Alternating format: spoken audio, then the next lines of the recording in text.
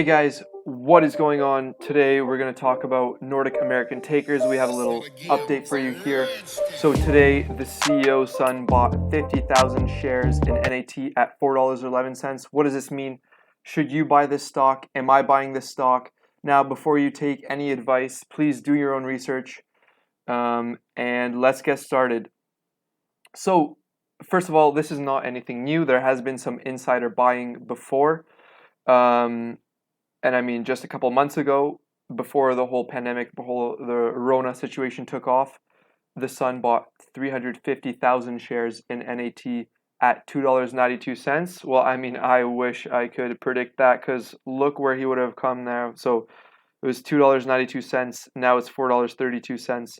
And so he bought it around right here when it was, okay, he said like $2.92, so around $3. Bought it right there. And the price took off after. So if he held all of his positions, he would have made 34%. And I mean, if he sold when it was at its peak at around $9, he would have made over 100% on his position there. So here, that's one good sign now that, again, he said he bought 50,000 shares at $4.11. And I mean, this may signal that they think that $4.11 or around there is going to be the bottom for NAT and then it's going to bounce back up. Again, I don't know, this is just all speculation, but this may be the case because when he last bought shares, the stock market or the stock price just went up from there. Now, what other news? So that's one case for the bull thesis. Another thesis is that the stock price is going to increase in late summer, come to the fall and winter, because as we all know, the tanker market is cyclical. So, and it bottoms out, or the tanker rates, the spot price for the tanker rates, so how much you have to pay or how much a oil company has to pay to ship their oil around the world is at its lowest in the summer.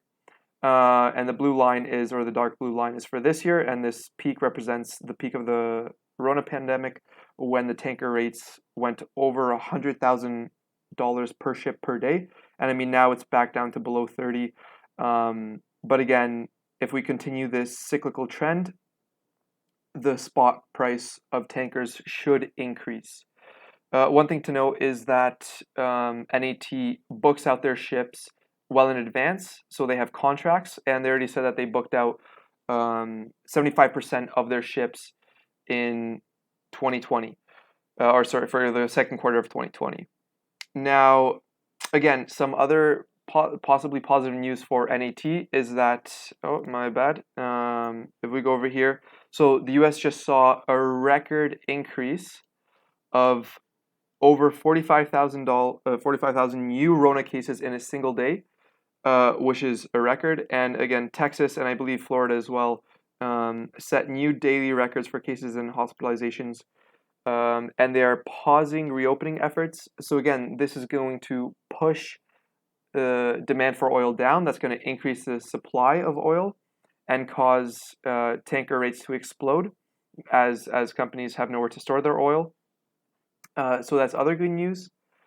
And finally, one last set of positive news is I think that they're going to beat expectations. So analysts predicted that they're going to do 29 cents per share of earnings for Q2 2020, as we can see here.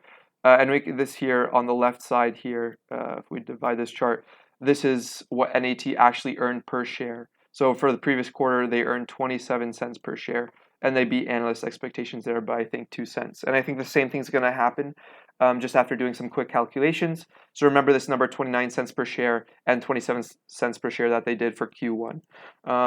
So let's see. So if we want to take how much they increased their revenue, so they said that they booked 75% of their trading days for Q2 at $50,000 per day per ship, which as compared to Q1, they earned 44,100 per day per ship. So if we want to find how much of an increase that is from Q1 to Q2, we just take 44,100 divided by $50,000, and we find that that's an increase in 13% in their revenue. So that should just increase their earnings by around 13%.